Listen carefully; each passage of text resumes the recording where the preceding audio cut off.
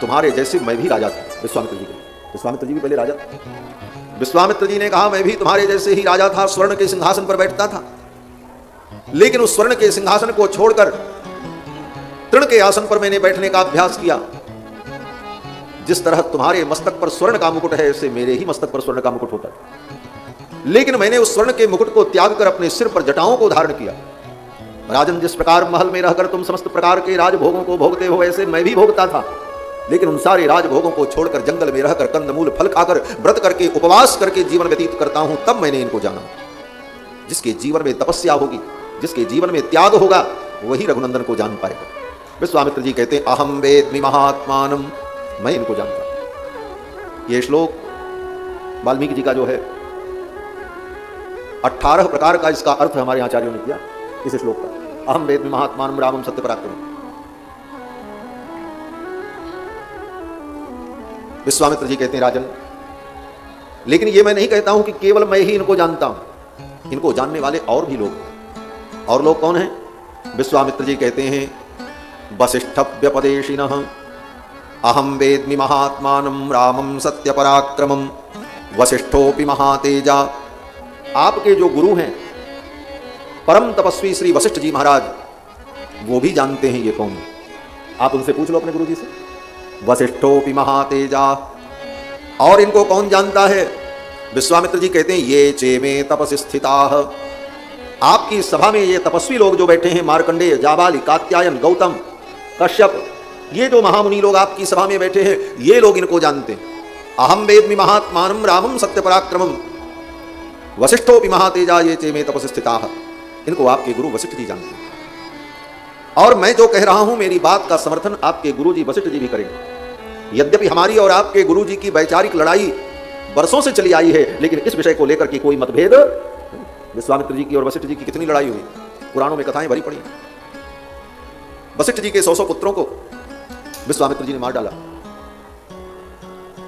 विश्वामित्र जी कहते हैं यद्यपि हमारी वैचारिक लड़ाई संघर्ष इनसे बहुत हुआ, लेकिन मेरी इस बात का यह भी समर्थन करेंगे आपके गुरु वशिष्ठ जी महाराज। राजन, आप निस्संदेह होकर अपने पुत्र राम को कुमार लक्ष्मण के सहित मुझे दे दो।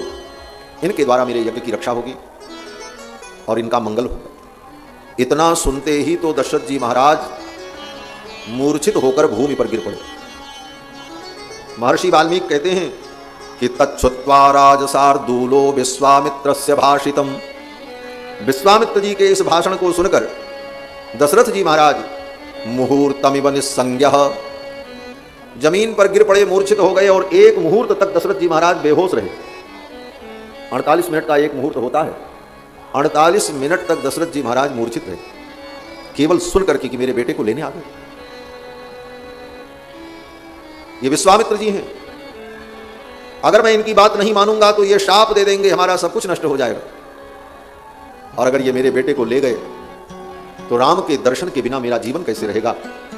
अयोध्या अनाथ हो जाएगी, उदास हो जाएगी। ये सोचकर दशरथ जी महाराज तो मूर्छित हो गए। मुहूर्तमिव निस्संज्ञः संज्ञावान इदम अब्रवीत।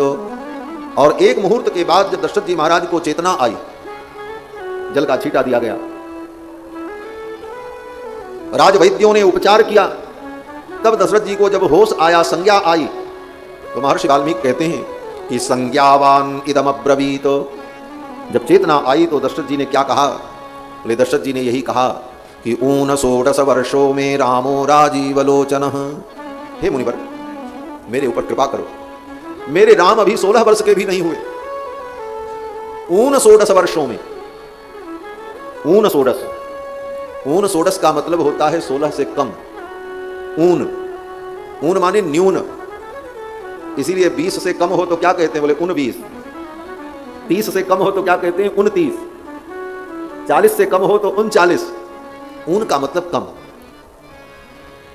दशरथ जी कहते हैं ऊन 16 वर्षों में मेरे राम अभी 16 वर्ष के भी नहीं भरे। रामो राजीवलोचनः, मेरे राम राजीव लोचन है। मेरे राम के नेत्र कमल के समान है। राजीव लोचन, राजीव माने कमल। मेरे राम के नेत्र कमल के समान है। एक दिन कथा में मैंने निवेदन किया था कि कमल के समान नेत्र केवल भगवान का। बाकी किसी देवी देवता के नेत्रों का वर्णन कमल के समान नहीं किया जाता। कमल नयन तो केवल भगवान है।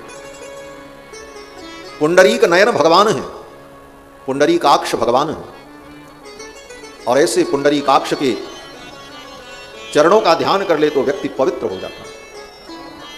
इसलिए ब्राह्मण लोग मंत्र पढ़ते हैं, अपवित्रः पवित्रो वा सर्वावस्थांगतोऽपि वा यह स्मरेत् पुंडरीकाक्षं स बाह्याभ्यंतरः शुचिः। चाहे पवित्र हो चाहे अपवित्र हो, किसी भी अवस्था को प्राप्त हुए हो, अगर व्यक्ति भगवान पुंडरीकाक्ष का स्मरण कर लेता है, कमल नयन भगवान का स्मरण कर लेता है, तो वो भीतर और बाहर से पवित्र हो जाता है। सबाह्याभ्यंतरः शुचि। भगवान कमल नयन के स्मरण से जीव भीतर और बाहर दोनों से पवित्र हो जाता है। भगवान के नेत्र कमल के समान है, और नेत्र ही नहीं, भगवान के चरण भी कमल के समान, भगवान के कर भी कमल के समान, भगवान का मुख भी कमल के समान। इसीलिए गोस्वामी जी महाराज स्तुति करते हैं तो क्या कहते हैं? नव कंज लोचन कंज मुख कर कंज पद कंजारुणम। नव कंज लोचन कंज मुख पद कंज पद कंजारुणम। श्री रामचंद्र कृपाल भजुमन हरण भव भय तारुणम। श्री रामचंद्र कृपाल भजुमन हरण भव भय तारुणम। श्री रामचंद्र श्री रामचंद्र श्री रामचंद्र। नव कंज लोचन कंज मुख कर कंज पद कंजारुण। भागवत में भी कुंती जब भगवान की स्तुति करती हैं तो क्या कहती हैं? नमः पंकजनाभाय नमः पंकजमालिने नमः पंकजनेत्राय नमः पंकजांघ्रये। जिनके चरण पंकज के समान हैं, जिनके नेत्र पंकज के समान हैं, जो पंकज की माला धारण किए हुए, ऐसे ठाकुर के चरण पंकज में मैं प्रणाम करती हूं।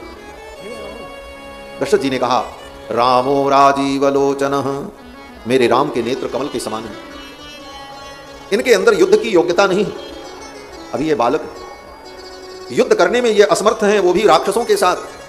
न युद्ध योग्यतामस्य, मेरे राम के अंदर अभी युद्ध करने की योग्यता नहीं आई, अभी तो बालक है। पश्यामि सह राक्षसैः, उन राक्षसों के साथ युद्ध करने की योग्यता मेरे राम में नहीं, इसलिए मेरे राम को आप मत ले जाओ। और एक बड़ा सुंदर भाव श्री गोविंदराज स्वामी जी का है कि दशरथ जी कहते हैं मेरे राम के नेत्र कमल के समान है। रामो राजीव लोचना, कमल की एक विशेषता होती है। क्या? बोले कमल सूर्य के प्रकाश से खिलता है और सायंकाल जब सूर्यास्त हो जाता है तो कमल बंद हो जाता है। प्रताप विजय ग्रंथ में एक बड़ा सुंदर श्लोक है कि कमल